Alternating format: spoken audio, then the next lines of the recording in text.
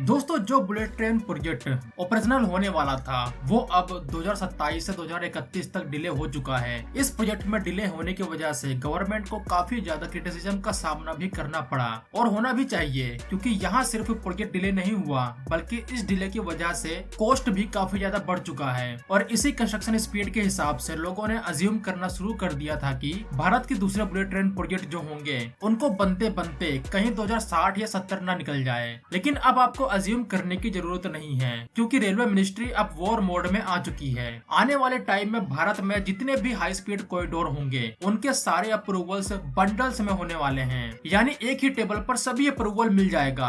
इससे सभी bullet train corridor को एक एक करके बिल्ड करने की बजाय साथ साथ पैरेलल ही फास्ट स्पीड के साथ बिल्ड किए जाएंगे। और बिल्ड करने की स्पीड कैसे तेज होगी, इसके लिए सरकार स्टैंडर्डाइज सिस्टम का यूज करने वाली है, जो चाइना ने किया था। यह सिस्टम क्या होता है और चाइना ने कैसे इसका यूज करके हजारों किलोमीटर के रूट्स को सिर्फ कुछ मंथ में ही बिल्ड कर लिया, ये आपको आगे वीडियो में पता चलने वाला है। साथ में हम ये भी देखेंगे कि इस फैसले का मतलब क्या है और भारत के वो कौन कौन से रूट्स हैं जिनको बंडल्स में अप्रूवल मिलने वाला है, और क्या ये सच में इफेक्टिव होगा या फिर ये सारे एफर्ट्स सिर्फ पेपर पे ही रह जाएंगे। अब सबसे पहला सवाल ये उठता है कि आखिर हमने पहले प्रोजेक्ट में इतनी देर क्यों की, क्योंकि इसको समझे बिना आप इस डिसीजन की ग्रेविटी को समझ नहीं पाओगे। Mumbai Ahmedabad high speed rail project Bharat के लिए एक ट्रायल बाय फायर जैसा था। कंस्ट्रक्शन शुरू होने से पहले एक पहाड़ जैसा अप्रूवल प्रोसेस होता है, जिसमें पहले डिटेल प्रोजेक्ट रिपोर्ट बनती है, फिर cabinet committee on economic affairs से पैसा पास होता है और फिर उसके बाद शुरू होती है असली जंग, यानी लैंड एक्विजिशन। महाराष्ट्र में पॉलिटिकल इंस्टेबिलिटी और लोकल प्रोटेस्ट की वजह से सालों तक जमीन का एक टुकड़ा नहीं मिला। इसके ऊपर से जो अप्रूवल्स थे उनका जाल इतना गहरा था कि forest clearance, wild life clearance और कोस्टल रेगुलेशन जोन के लिए अलग अलग ऑफिस के चक्कर लगाने पड़ते थे। हर एक अप्रूवल के बीच महीनों का गैप होता था, जिसकी वजह से कंस्ट्रक्शन की मशीनें खड़ी खड़ी जंग खाती रही। जितने टाइम फ्रेम में इसको कंप्लीट करके ऑपरेशनल भी कर देना था, उतने टाइम तक तो प्रोजेक्ट को अप्रूवल के लिए वेट करना पड़ा। जापान की तरफ से भी शुरुआत में काफी स्ट्रिक्ट टेक्निकल स्टेटमेंट आए, क्योंकि उनका शिंकानसेन सिस्टम सेफ्टी के लिए जाना जाता है और वो जीरो एरर पॉलिसी पर काम करते हैं। उन्होंने भारत के कंस्ट्रक्शन स्टैंडर्ड्स और इन्वायरमेंटल को देखकर काफी डिटेलिंग मांगी, जिसने इस प्रोजेक्ट को स्टेप बाय स्टेप डिले कर दिया। हमें समझना होगा कि एक बुलेट ट्रेन ट्रैक बनाने के लिए सिर्फ मिट्टी नहीं खोदनी पड़ती, बल्कि हजारों यूटिलिटीज जैसे गैस पाइपलाइंस और हाई टेंशन वायर्स को शिफ्ट करना भी पड़ता है, जिसमें हर बार नए डिपार्टमेंट का अप्रूवल चाहिए होता है। और मेरे ख्याल से भारत की ब्यूरोक्रेसी कितनी स्लो है उसको एक्सप्लेन करने की जरूरत भी नहीं है। अब इन सब का नतीजा क्या निकला?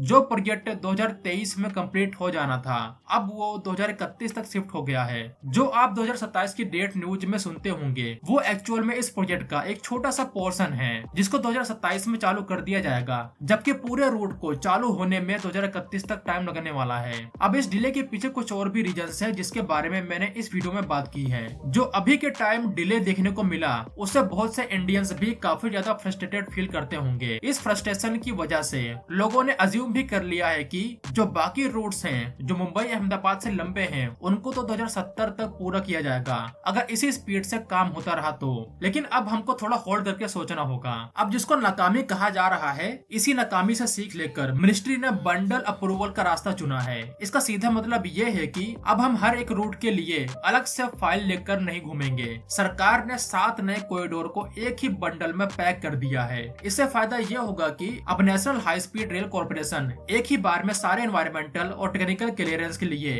अप्लाई करेगी। इस प्रोसेस से वो सालों का टाइम बच जाएगा, जो पहले हर नए कॉरिडोर के लिए अलग से कंज्यूम होता था। आज के वक्त में दिल्ली वाराणसी, मुंबई नागपुर और दिल्ली अहमदाबाद जैसे 7 बड़े रूट्स पर काम चल रहा है। इनमें से कुछ के सर्वे पूरे हो चुके हैं और लाइडार टेक्नोलॉजी का यूज करके जमीन का डिजिटल मैप तैयार कर लिया गया है। लाइडार यानी लाइट डिटेक्शन एंड रेंजिंग एक ऐसी टेक्नोलॉजी है जिसमें हेलीकॉप्टर के नीचे सेंसर लगाकर पूरे रास्ते का 3D मैप बनाया जाता है, ताकि ग्राउंड सर्वे में लगने वाला सालों का टाइम हफ्तों में बदल जाए। ये 7 कॉरिडोर्स मिलकर भारत के हर बड़े शहर को कनेक्ट करेंगे और इनकी टोटल लेंथ हजारों किलोमीटर में होंगी। अब हर रूट प्रपोजल स्टेज से निकलकर एग्जीक्यूशन स्टेज की तरफ तभी बढ़ेंगे जब उनके पास बंडल अप्रूवल की पावर होगी, जिससे कंस्ट्रक्शन पैरेलली शुरू हो सके। जब हम इतने सारे रूट रूट्स एक साथ बनाने की बात करते हैं तो हमें चाइना की तरफ देखना पड़ता है। यहाँ हमें सबसे बेस्ट से कंपेयर करके खुद को आगे बढ़ना पड़ेगा। चाइना ने कैसे हजारों किलोमीटर का नेटवर्क इतनी जल्दी बना लिया, इसका राज है स्टैंडर्डाइजेशन। पहले हर ब्रिज और हर टनल का डिजाइन अलग होता था, लेकिन अब भारत चाइना की तरह एक ही स्टैंडर्ड डिजाइन को हर कॉरिडोर पर अप्लाई करेगा। इसका मतलब है कि जो मशीन्स अहमदाबाद में गर्डर उठा रही हैं, वही मशीन्स बिना किसी बदलाव के वाराणसी या चेन्नई में भी यूज की जा सकती हैं। जो पिलर्स और गर्डर के डिजाइन्स मुंबई अहमदाबाद कॉरिडोर में यूज हो रहे हैं, वही सेम दूसरे कॉरिडोर में भी यूज होंगे और यहीं पर प्री कास्ट मटेरियल का रोल आ जाता है, जिसको एक ही स्टैंडर्ड के हिसाब से मास लेवल पे फैक्ट्रीज में प्रोड्यूस किया जाएगा। फिर इन्हीं कंक्रीट ब्लॉक्स को साइड्स पे ले जा करके बड़ी बड़ी मशीनों से जोड़ा जाएगा। सेम डिजाइन सेम मशीन से, इससे काम फास्ट होगा। इसमें सबसे बड़ा रोल होता है फुल स्पैन लॉन्चिंग मेथोडोलॉजी का। इमेजिन कीजिए एक 1100 टन का कंक्रीट ब्लॉक जो 40 मीटर लंबा है, उसे एक जायंट मशीन उठाकर पिलर्स पर रख देती है। ये मशीन्स अब भारत में ही बन रही हैं। साथ ही हम जे स्लैब ट्रैक सिस्टम का यूज कर रहे हैं, जो बैलेस्टलेस होता है, यानी पटरियों के नीचे पत्थर नहीं बल्कि कंक्रीट के स्लैब्स होते हैं। अगर आपको जानना है कि पत्थर और कंक्रीट में क्या फर्क है और कहाँ पे इसको यूज किया जाता है, तो उसके ऊपर मैंने एक डिटेल वीडियो बना रखी है, जिसका लिंक डिस्क्रिप्शन में मिल जाएगा।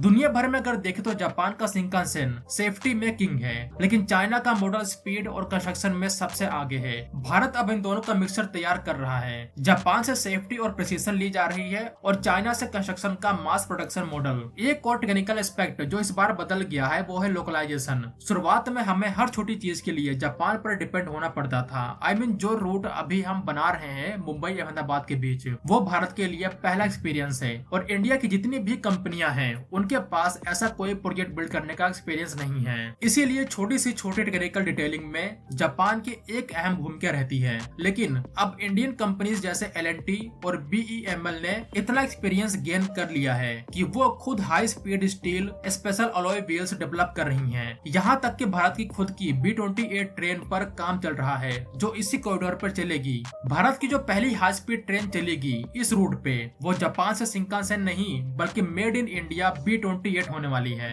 इससे फायदा ये होगा कि हमें महंगी फॉरेन करेंसी में ट्रेन नहीं खरीदनी पड़ेंगी। एक तरह से हम अपनी खुद की बुलेट ट्रेन इंडस्ट्री खड़ी कर रहे हैं, जो आने वाले 10 सालों में लाखों जॉब्स क्रिएट करेंगी। बंडल अप्रूवल्स और स्टैंडर्डाइजेशन डिजाइन का असर ये होगा कि जब एक कंपनी एक रूट खत्म करेगी तो उसके पास वहाँ मैन पावर और वही मशीनरी रेडी होगी दूसरे रूट पर शिफ्ट होने के लिए। इससे लर्निंग कर्व कम हो जाता है और काम की रफ्तार कई गुना बढ़ जाती है। यह पूरा सिस्टम सिर्फ पेपर पर नहीं है बल्कि ग्राउंड पर ब्रिजेस और टनल्स की शक्ल में दिखने लगा है। अंत में सवाल यही रहता है कि क्या यह महज एक कोशिश है या रियलिटी। बंडल अप्रूवल का डिसीजन दिखाता है कि ब्यूरोक्रेसी अब इंफ्रास्ट्रक्चर के रास्ते में रोड़ा नहीं बनना चाहती। अगर हम जमीन एक्विजिशन के पुराने रास्ते को बदल पाएं और स्टेट्स का साथ मिले तो वो दिन दूर नहीं जब दिल्ली से कोलकाता या मुंबई से अहमदाबाद का सफर सिर्फ कुछ घंटों का रह जाएगा। ये सिर्फ एक ट्रेन की रफ्तार नहीं, ये भारत की इंजीनियरिंग और एडमिनिस्ट्रेटिव कैपेबिलिटी का असली इम्तिहान है। हमें इंतजार है उस दिन का